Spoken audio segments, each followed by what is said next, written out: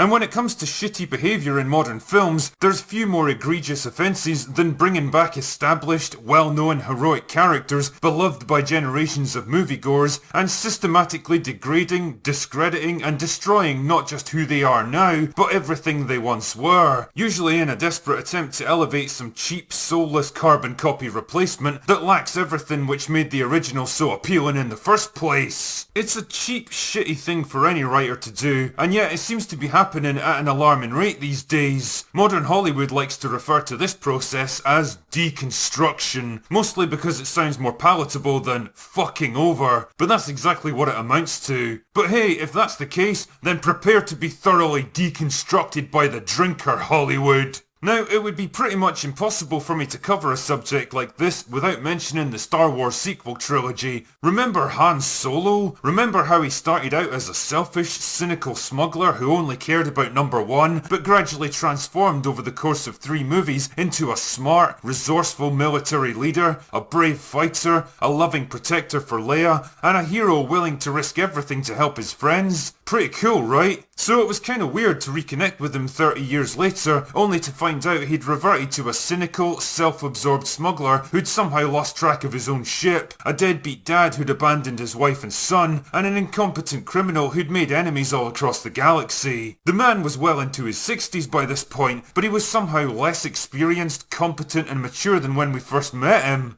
All of his experiences, character development and achievements have been rendered completely moot. Now he has to be constantly helped and bailed out by non-diverse female space Jesus, who has to rescue him from a tense standoff with rival crime lords. I got a bad feeling about this. And fix his ship when he doesn't know how to do it himself. What'd you do? I bypassed the compressor.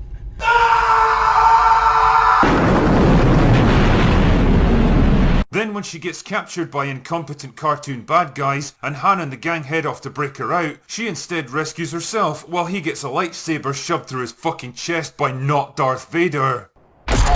What's a fucking great end for the character. Or how about Luke Skywalker? You remember him, right? The protagonist who went from a humble farm boy to a heroic adventurer, taking on terrifying enemies, overcoming adversity and losses, and ultimately rising to the challenge to turn Darth Vader back to the light and save the entire galaxy? Remember his thirst for adventure and excitement? Remember how he never gave up no matter how difficult things got? And remember the compassion and restraint he showed even if it cost his own life? Yeah, well, now he's a grumpy old man drinking green alien titty milk on fucking craggy islands. Just like Han Solo, he ran away from his life and responsibilities when things got hard, promptly forgot all the lessons he'd learned, and became a bitter, cynical recluse who's sitting around waiting to die. He won't help anyone, he won't try anything, he won't leave Craggy Island, and he doesn't want non-diverse female space Jesus to try anything either. He's got nothing to teach her, nothing to inspire her, and he even gets beaten and humiliated by her in a lightsaber fight. He hates his legacy, he hates the Jedi, he hates himself.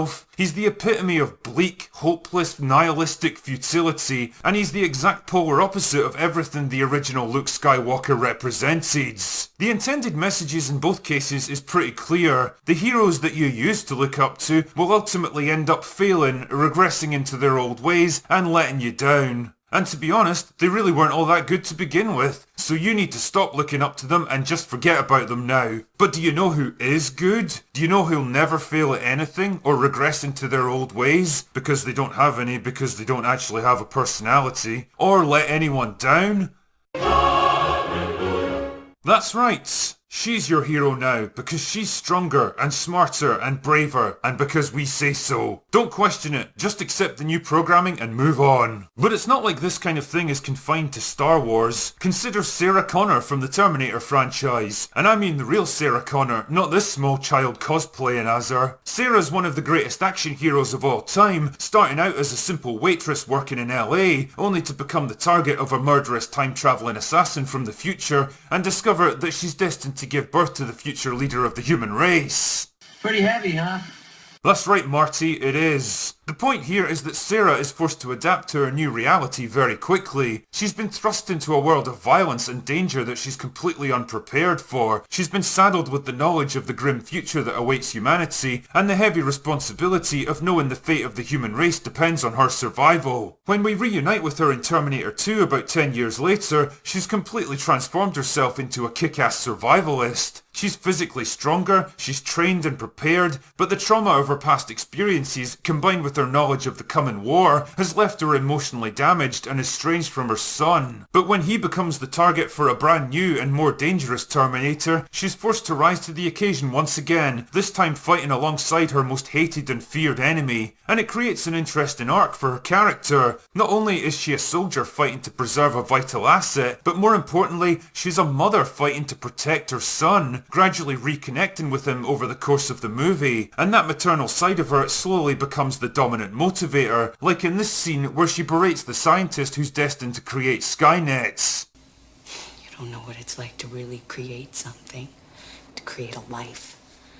Feel it growing inside you. All you know how to create is death and destruction. Mom! By the end, she's managed to move past her grief and emotional trauma, save her son's life, and even put aside her mistrust of the Terminator. The movie ends with Sarah looking ahead to the unknown future, ready to meet it with renewed hope and optimism. Wow, what a perfect fucking ending for the character. It'd be a real